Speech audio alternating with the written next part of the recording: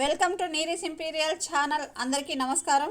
ఈరోజు మన కార్యక్రమంలో విషయము మూక మహాకవి విరచిత కటాక్ష శతకంలోని కొన్ని శ్లోకాలకు పదాలకి అర్థాలు తాత్పర్యంతో సహా వివరించుకుంటాము. ఇప్పటి వరకు 92 శ్లోకాలని ఇదివరకు వీడియోల్లో చెప్పుకున్నాము. అన్ని శ్లోకాల్లోని ప్రతి పదానికి అర్థము, విశేషార్థము, భావము, తాత్పర్యము అన్నీ చెప్పుకున్నాము. ఈరోజు 93వ శ్లోకం నుంచి వీలైనన్ని శ్లోకాలకి అర్థాలు చెప్పుకుందాం. శ్రద్ధగా విని ఆ కామాక్షీదేవి అనుగ్రహాన్ని పొందండి. ముందుగా శ్లోకాన్ని చెప్పుకుందాం. 93వది.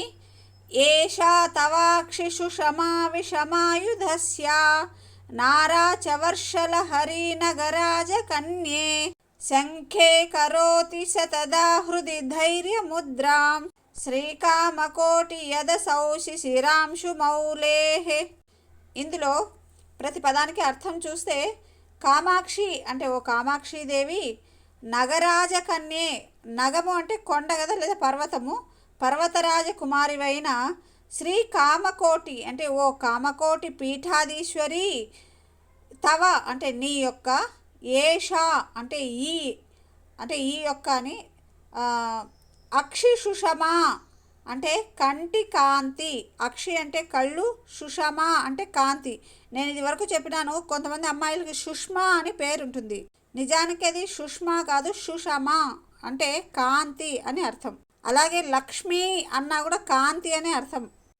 తర్వాత విషమాయుధస్య అంటే విషమాయుధుడు అంటే మన్మధుడు అని అనమాట. విషమాయుధస్య అంటే మన్మధుని యొక్క.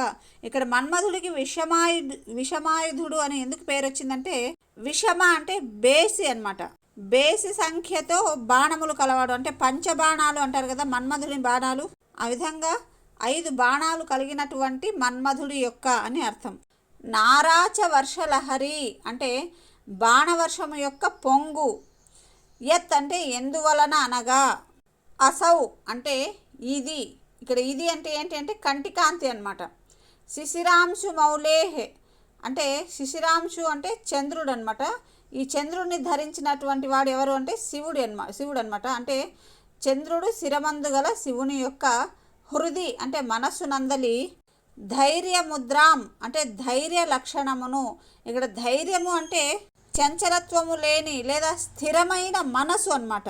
యోగులకు స్థిరమైన మనసు ఉంటుంది. అటువంటి యోగులకే యోగీశ్వరుడైనటువంటి మహాశివుడు కదా, మరి అతని మనసు మరింత స్థిరంగా ఉంటుంది కదా. ఆ లక్షణాన్ని ఇక్కడ ధైర్యము అని చెప్తున్నారు. శతధ అంటే 100 ముక్కలుగా, కరోతి అంటే చేయుచున్నదేమో అనేటటువంటి, శంకే అంటే అనుమానము కలుగుచున్నది అంటే ఆ విధంగా అనుకుంటున్నాను అని. తాత్పర్యం చూద్దాం. హిమవత్ పర్వత సుతవైన ఓ కామాక్షిదేవి, నీ యొక్క కంటి కాంతి మన్మధుని బాణవర్షముగా తలపోయుదును. ఏల అనగా అది శివుని మనస్సులోని ధైర్యమును 100 ముక్కలు చేయుచున్నది అని. మనం వివరంగా చెప్పుకుంటే, సాధారణ జీవులకు మనసు మన్మధుని ప్రభావం వల్ల చలించుతూ ఉంటుంది. ఎంతటి తపోధనులైనా యోగులైనా కూడా మన్మధుని ప్రభావం అనేది కొంతవరకు మనసుని కాస్త పక్కదారి పట్టించే అంత శక్తివంతుడు అన్నమాట మన్మధుడు.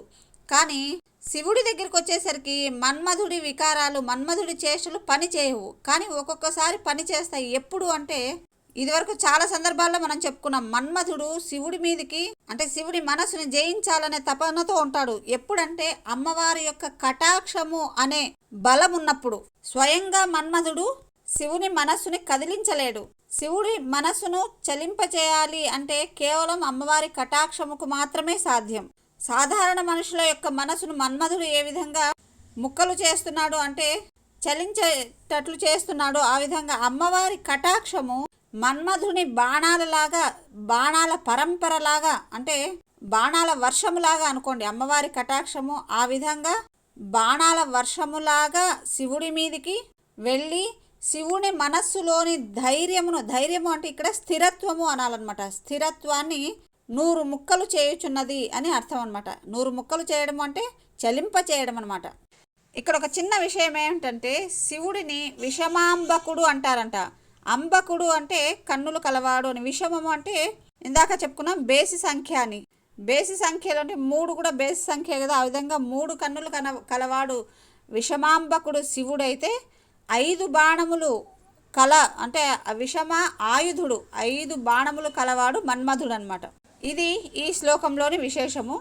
తర్వాతి శ్లోకము 94వది చూద్దాం. ఈ శ్లోకంలో మూక మహాకవి అమ్మవారి కటాక్షమును ఏ విధంగా వర్ణించాడు, ఆ విశేషాలు ఏంటి చూద్దాం. ముందుగా శ్లోకము. బాణేన పుష్పధనుష పరికల్ప్యమాన త్రాణేన భక్త మనసాం కరుణాకరేణ కోణేన కోమల దృశస్తవ కామకోటి శోణేన శోషయ శివే మమ శోక సింధుం. ఈ శ్లోకాన్ని చాలా సులభంగా గుర్తుపెట్టుకోవచ్చు. మొదటి పదాలని గుర్తుపెట్టుకుంటే అంటే బాణేన మొదటి పాదంలోనిది బాణేన, రెండవ పాదంలో త్రాణేన, 3 కోణేన, 4 శోణేన. ఈ పదాలు గుర్తుపెట్టుకుంటే ఈ శ్లోకాన్ని ఈజీగా గుర్తుపెట్టుకోవచ్చు. సరే, మనం పదాలు చూద్దాం. కామకోటి అంటే శ్రీ కామకోటి పీఠాధీశ్వరివైన శివే అంటే ఓ కామాక్షిదేవి, శివ అంటారు కదా అమ్మవారిని, ఆ విధంగా శివే అని పిలుస్తున్నారు, అంటే ఓ కామాక్షిదేవి. పుష్పధనుష అంటే పువ్వులు బాణములుగా గల మన్మధుని యొక్క బాణేన అంటే బాణమైన భక్త మనసాం అంటే భక్తుల మనస్సులకు పరికల్ప్యమాన అంటే కల్పించుచున్నటువంటి త్రాణేన అంటే రక్షణ గల కరుణాకరేణ అంటే దయకు గని అయిన లేదా దయకు నిలయమైన అని కూడా చెప్పొచ్చు. తవ అంటే నీ యొక్క కోమల దృశ అంటే మృదువైన చూపు యొక్క కోణేన అంటే కొన చేత మమ అంటే నా యొక్క శోక సింధుం అంటే దుఃఖమనడి సముద్రమును శోషయ అంటే ఎగిరిపోవునట్లు చేయుము అని. ఇక్కడ ఏమంటున్నారంటే మనల్ని ఏదైనా రక్షించుకోవడానికి ఏదైనా ఆయుధాలని ఉపయోగించుకుంటాం కదా, ఆయుధాలు ఉంటే మనకు ధైర్యంగా ఉంటుంది కదా. ఆ విధంగా ఇక్కడ అమ్మవారి కటాక్షమును ఇందాకటి శ్లోకంలో వర్ణించినట్టుగానే మన్మధుని బాణాలుగా వర్ణిస్తున్నారు. కానీ ఈ బాణాలు అంటే ఈ ఆయుధములు భక్తులకు రక్షణను కల్పిస్తాయట. అంటే అమ్మవారి కటాక్షము మన్మధుని బాణము వలె ఉన్నప్పటికీ, అంటే మన్మధుని బాణం వలె అని ఇక్కడ ఎందుకన్నాము, శివుడి మనస్సును కదిలించడానికి చెలింపజేయడానికి మన్మధుడు బాణాలని ప్రయోగిస్తాడు కదా, అది కూడా అమ్మవారి కటాక్షము ఉంటేనే. కానీ ఇక్కడ డైరెక్ట్గా అమ్మవారి కటాక్షమునే మన్మధుని బాణంలాగా వర్ణిస్తున్నారు. ఆ బాణము భక్తులకు రక్షణనిచ్చేది, అలాగే అమ్మవారి కటాక్షము దయకు నిలయమై ఉండేది, దయకు గనిగా ఉండేది, ఎర్రనిది అని ఎందుకు అంటున్నారంటే మనం లలితా సహస్రనామాలు చదువుకునేటప్పుడు అమ్మవారిని ఉద్యద్భాను సహస్రాభ అని చెప్పుకుంటాం. అంటే ఉదయించుచున్నటువంటి సూర్యుడిలాగా ప్రకాశించున్నది అని అనుకుంటాం కదా. ఉదయిస్తున్న సూర్యుడు ఒక రకమైన అరుణవర్ణంలో ఉంటాడు, అంటే ఎర్రగా ఉంటాడు. కాబట్టి ఎర్రగా ఉన్న అమ్మవారి యొక్క కటాక్షము కూడా ఎర్రగా ఉంటుంది, కాబట్టి ఇక్కడ ఎర్రనిది అని అంటున్నారు. ఉదయించే సూర్యుడు ఏ విధంగా లోకాలకు వెలుగునిస్తాడో, ప్రకాశాన్ని ఇస్తాడో, ఆ విధంగా అమ్మవారి కటాక్షం కూడా భక్తులకు జ్ఞానాన్ని, సంపదను ఇస్తుందన్నమాట. అందుకని అమ్మా నీ కటాక్షము ఎర్రనిది అంటున్నారు. ఆ విధంగా మన్మధుని బాణము వంటి, తర్వాత భక్తులకు రక్షణనిచ్చేటటువంటి, దయకు గనిగా ఉన్నటువంటి ఎర్రనైనటువంటి నీ చూపు చేత నాలోని దుఃఖ సాగరమును ఇంకింపచేయు తల్లి అని అర్థం అనమాట. ఇక్కడ అమ్మవారి కటాక్షము ఎర్రనిది అన్నాం కదా, అందులో ఇందాక మనం చెప్పుకున్నట్టే ఉదయిస్తున్న సూర్యుడిలాగా అన్నాం కదా. సూర్యుడు నీళ్లు ఇంకేదానికి కారణమవుతాడు.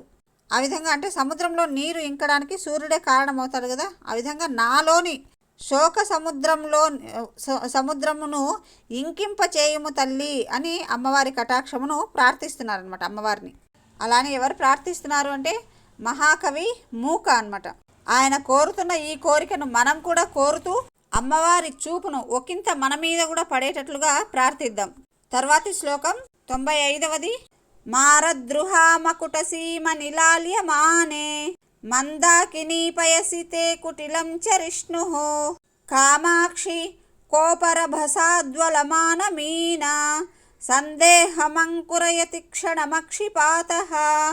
అంటే ఇక్కడ మనం పదాలు తెలుసుకుంటే అమ్మవారి కటాక్షాన్ని దేనితో పోల్చినారో చూద్దాం. ఓకేనా, ముందుగా పదాలు చూద్దాం.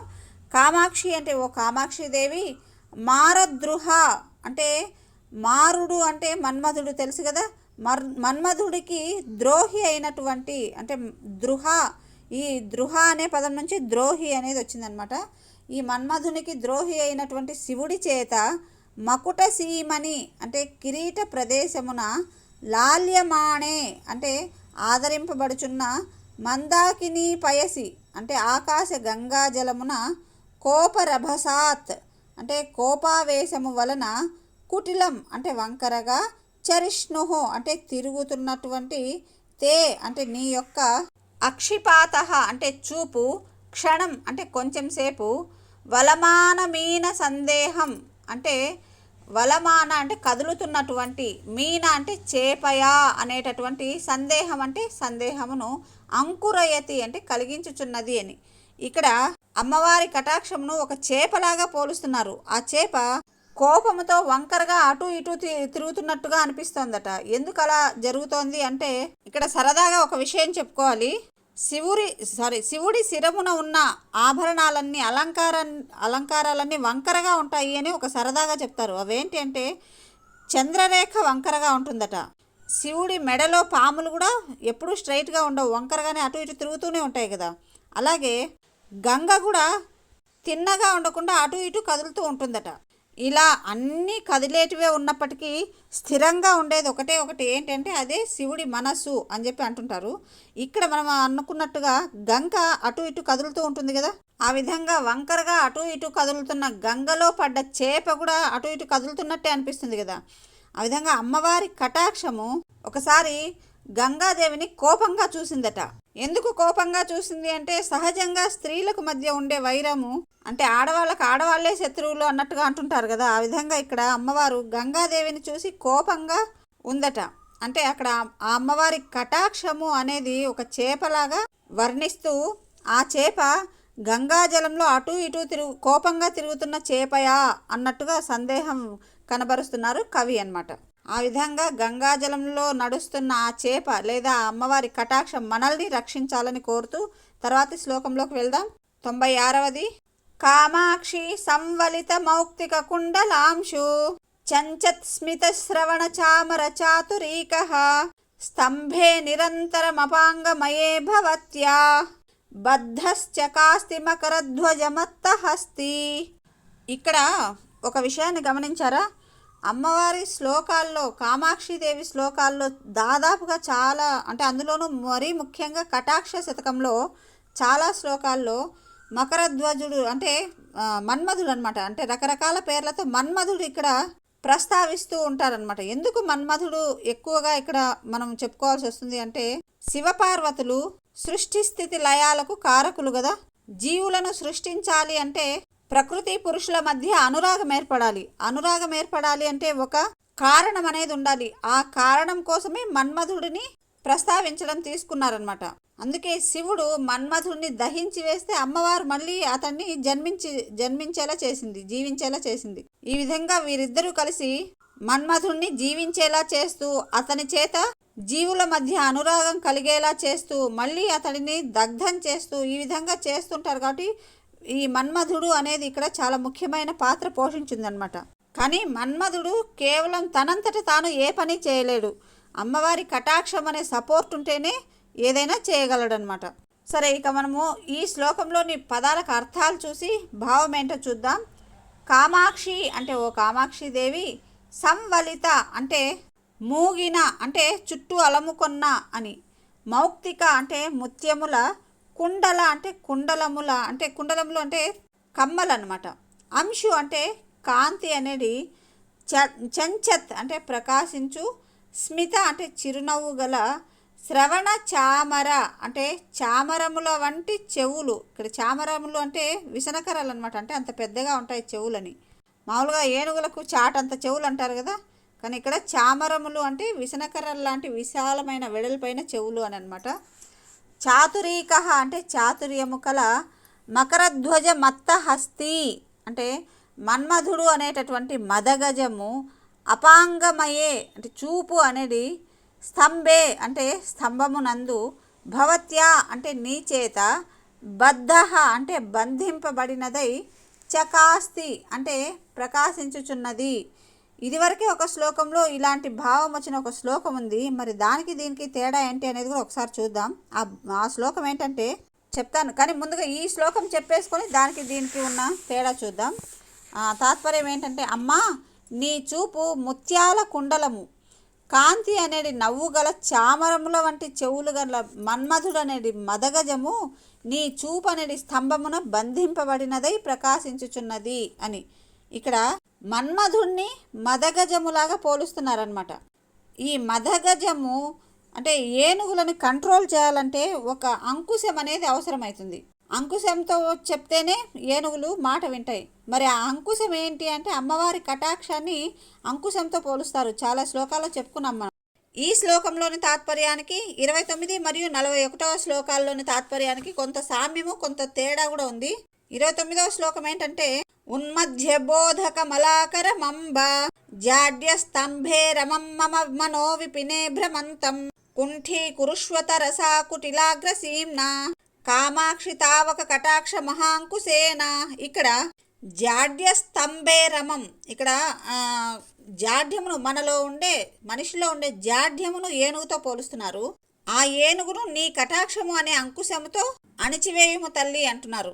మరి 41వ శ్లోకంలో కామాక్షి సంతతమసౌ హరినీల రత్న స్తంభే కటాక్ష రుచి పుంజమయే భవత్యాః బద్ధోపి భక్తి నిగలైర్మమ చిత్త హస్తి స్తంభం చ బంధమపి ముంచతి హంత చిత్రం. ఇందులో సరిగ్గా ఏం చెప్తున్నారంటే అమ్మవారి కటాక్షమును ఒక స్తంభం లాగా పోలుస్తున్నారనమాట. ఆ స్తంభానికి ఏనుగును కట్టేయమంటున్నారు. ఏమి ఏనుగు అంటే మనస్సు అనే ఏనుగును కట్టేయమంటున్నారు. అంటే ఆ ఏనుగును ఆ స్తంభానికి కట్టేయాలంటే మధ్యలో ఒక తాడు లాంటిది కదా కావాలి కదా. ఆ తాడు ఏంటి అంటే భక్తి శృంఖలాలట. భక్తి అనే తాడు లేదా బంధనము. ఆ విధంగా అమ్మవారిని అమ్మ నీ కటాక్షం అనే స్తంభానికి నా మనసు అనే ఏనుగును కట్టివేయి తల్లి, భక్తితో కట్టివేసేలా చూడు తల్లి అని చెప్పి పోల్చుతున్నారు. మరి ఈ శ్లోకంలో అంటే ప్రస్తుతం 96వ శ్లోకంలో మన్మధుడిని మదగజముతో పోలుస్తున్నారు. అలాగే ఇక్కడ అమ్మవారి యొక్క కటాక్షమును తెల్లని రంగుతో పోలుస్తున్నారు. సాధారణంగా మనం అన్ని శ్లోకాల్లో అమ్మవారి యొక్క నల్లని రంగు కటాక్షము నల్లగా ఉంటుందని ఎన్నోసార్లు చెప్పుకున్నాం. ఇక్కడ ఎందుకు తెల్లగా ఉంది అంటున్నారంటే అమ్మవారి యొక్క చిరునవ్వు, ఆ అమ్మవారి చిరునవ్వు ఎలా ఉంటుందంటే ముత్యముల హారముతో లేదా ముత్యముల కాంతితో ఉంటుంది. కలిసి ఉండడం వల్ల తెల్లగా మారిందట. ఆ తెల్లని కాంతి వ్యాపించడం వల్ల ఈ మన్మధుడు అనే మదగజము తెల్లగా అయిందట.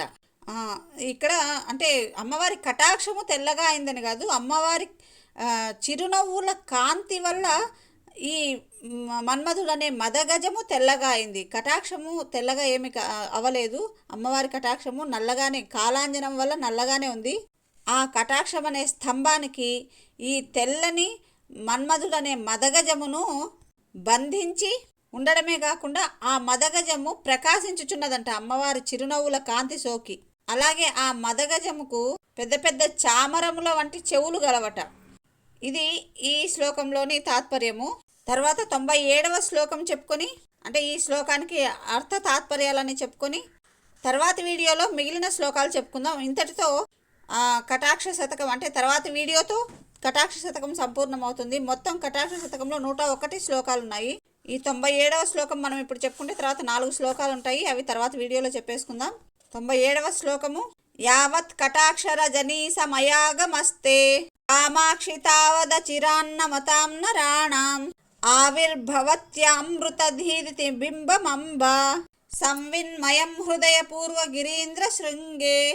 ఇది శ్లోకము. ఇందులో ఒక్కొక్క పదానికి అర్థం ఏంటంటే అంబ అంటే అమ్మ, కామాక్షి అంటే ఓ కామాక్షిదేవి, యావత్ అంటే ఎంతలో అంటే ఎప్పుడైతే అన్నట్లు అనమాట. తే అంటే నీ యొక్క కటాక్ష రజనీ సమయాగమః అంటే నీ కటాక్షము అనేటటువంటి పున్నమి రాక జరిగినప్పుడు, నీ చూపు అనేది పున్నమి రాక ఎప్పుడైతే జరుగుతుందో, తావత్ అంటే అంతలో అంటే లేదా అప్పుడు, అచిరాత్ అంటే శీఘ్రముగా, నమతాం అంటే నమస్కరించునట్టి, నరాణాం అంటే మనుష్యులకు, హృదయపూర్వ గిరీంద్ర శృంగే అంటే హృదయము అనేటటువంటి తూర్పు కొండ కొమ్మన, సంవిన్మయం అంటే జ్ఞానమయమైన, అమృత దీదితి బింబం అంటే చంద్రబింబము, అమృత దీదితి అంటే చంద్రుడు అనమాట, అమృతమును వర్షించువాడు, ఆవిర్భవతి అంటే ప్రాదుర్భవించును, ఉదయించును అని. అంటే ఇక్కడ అమ్మవారి కటాక్షాన్ని పున్నమి రాత్రితో పోలుస్తున్నారు, జ్ఞానాన్ని చంద్రుడితో పోలుస్తున్నారు, హృదయాన్ని తూర్పు కొండల్లాగా పోలుస్తున్నారు అనమాట. అంటే ఇక్కడ మనం గమనిస్తే పున్నమి వేళల్లో తూర్పున చంద్రుడు ఉదయిస్తాడు, అమావాస్య తర్వాత ఉదయించే చంద్రుడు అంటే తర్వాత నెల మొదట్లో ఉదయించే చంద్రుడు పడమట ఉదయిస్తాడనమాట. ఇక్కడ ఏమంటున్నారంటే, అమ్మా ఎప్పుడైతే నీ కటాక్షము అనేది పున్నమి రాత్రి సమయం వచ్చునో అంతలోనే నమస్కరించేటటువంటి నీకు అంటే నిన్ను ధ్యానించేటటువంటి నరుల హృదయములో తూర్పు కొండ కొమ్మన అంటే తూర్పు కొండల్లో ఎలా అయితే చంద్రుడు ఉదయిస్తాడో ఆ విధంగా మనుషుల హృదయాల్లో జ్ఞానమయమైన చంద్రుడు ఉదయిస్తాడు అని చెప్పి చెప్తున్నారనమాట. ఇక్కడ పున్నమి రాత్రి అని ఎందుకు అంటున్నారంటే, పున్నమి రోజున చీకటి ఉండదు ఎక్కువగా, చంద్రుడి కాంతి వల్ల చీకట్లు కాస్త తగ్గుతాయి. మనకు అమ్మవారి కటాక్షము అనేది అనుగ్రహం అయ్యేది ఉంటే మనకు కష్టాలు అనేవి ఉండదన్నమాట. మన కష్టాలనే చీకట్లు తొలగిపోతాయి. అందుకు అమ్మవారి కటాక్షాన్ని పున్నమి రాత్రితో పోల్చినారు. అలాగే మనుషులకు జ్ఞానము కలగాలి అంటే దానికి కూడా అమ్మవారి కటాక్షము అనేది అనుగ్రహమై ఉండాలి. పున్నమి రాత్రి వేళ చంద్రుడు ఉదయించినట్టు అమ్మవారి కటాక్షము మన పైన ఉన్న వేళ మనలో జ్ఞానము అనే చంద్రుడు ఉదయిస్తాడు అని చెప్తున్నారనమాట. కానీ ఊరికే ఉదయిస్తాడా? అమ్మవారి కటాక్షం ఊరికే జరుగుతుందా? ఆ మనుషులలో జ్ఞానమును సాధించాలి అనే ఒక వినమ్ర భావం ఉండాలి. అదే ఆ వినమ్ర భావమే అమ్మవారిని నమస్కరించడం అనమాట. ఆ విధంగా తపస్సు చేసేవారు, జ్ఞానం కోసం ఎదురు చూసే వారికి నీ కటాక్షము అనేది కలిగినప్పుడే జ్ఞానము అనే చంద్రుడు ఉదయిస్తాడు అని చెప్తున్నారనమాట. ఇవి ఈరోజు మనం చెప్పుకున్న కటాక్ష శతకంలోని కొన్ని శ్లోకాలు. అందరికీ నచ్చి ఉంటే, అర్థమై ఉంటే తప్పకుండా లైక్ చేయండి. ఇందులో మీకు ఏదైనా సందేహాలు ఉన్నా, ఎక్కడైనా పొరపాట్లు ఉన్నాయి అనిపించినా తప్పకుండా కామెంట్ బాక్స్లో తెలియజేయండి. ఈ శ్లోకాలు చెప్పుకోవడం అమ్మవారి అనుగ్రహంగా భావిస్తాను. ఆ అమ్మవారు కామాక్షిదేవి కటాక్షం అందరి మీద వర్షించాలని కోరుతూ thank you. Have a nice day.